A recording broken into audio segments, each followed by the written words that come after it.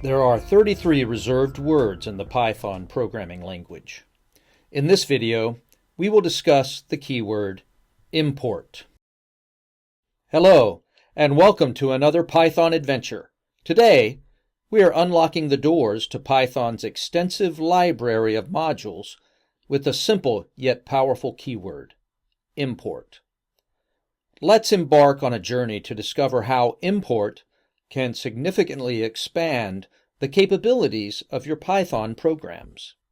The import keyword in Python is used to bring modules into your script, making their functions, classes, and variables available for use.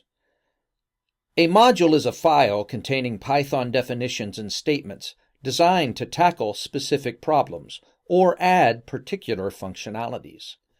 Why import? Imagine building everything from scratch for every project. Not only is it time-consuming, but it is also unnecessary.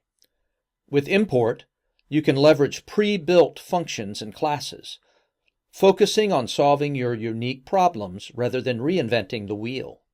Use the import keyword whenever you need functionality that goes beyond the basics of Python. Whether it's complex math operations, working with dates and times, or interacting with websites, import allows you to extend Python's native capabilities effortlessly. Let's demonstrate the power of import with a simple example. In this snippet, we import the math module, which contains a suite of mathematical functions. We then use the square root function to calculate the square root of a number.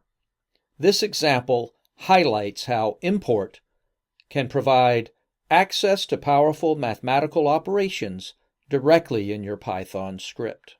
And there you have it, the import keyword, a gateway to Python's vast ecosystem of modules.